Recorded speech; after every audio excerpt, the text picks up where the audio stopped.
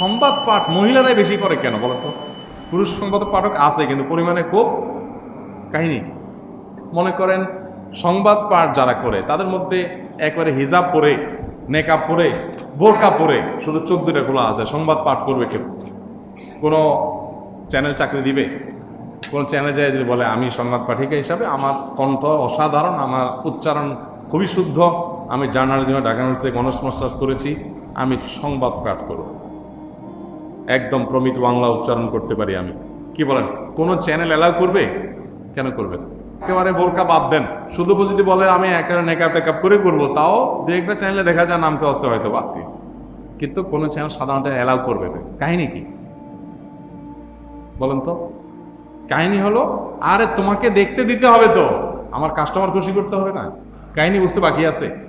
মানে যেখানে যেখানে নারীর শরীরকে পণ্য হিসাবে উপস্থাপন করে কামানো যাবে, টেলিভিশন কর্তৃপক্ষ দর্শকদেরকে টানতেছি কি দিয়া?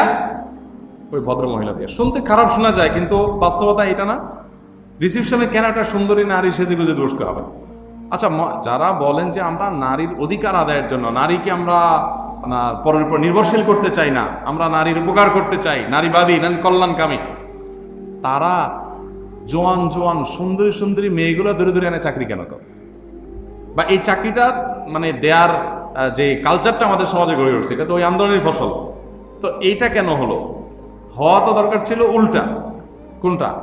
বুড়ো বুড়ো অসুন্দর অসুন্দর মহিলাগুলোর বেশি চাকরি দেওয়া দরকার ছিল। কারণ যেমন বৃদ্ধা নারী যারা আছে, বৃদ্ধা নারী, এই বেচারাদের চলতে বেশি অসুবিধা হয় না যুবতীদের চলতে বেশি অসুবিধা হয়? বৃদ্ধাদের, কারণ বৃদ্ধাদেরকে কেউ কোথাও চাকরি দেয় না, তো বৃদ্ধাদেরকে নিয়ে নিতে চাকরি দেওয়া হয় না। যুবতীদেরকে কেন দেওয়া হয়? বুঝতে বাকি আছে কেন দেওয়া হয়? আবার মানে অবিবাহিত হইতে হবে, বয়স কম হইতে হবে, সুশ্রী সুন্দরী হইতে হবে, তা না হলে চাকরি হবে। তাহলে এখানে নারীকে কি মুক্তি দেওয়া হচ্ছে না নারীকে পণ্য বানায়া বিজনেস করা হচ্ছে, তার শরীর দেখায় টাকা কামাই করা হচ্ছে? আল্লাহ মাফ করুন। তো যাই হোক, এটা আমাদের মা বোনরা যত তাড়াতাড়ি বুঝবেন ততই করলাম। আচ্ছা, আরেকটা জিনিস হলো,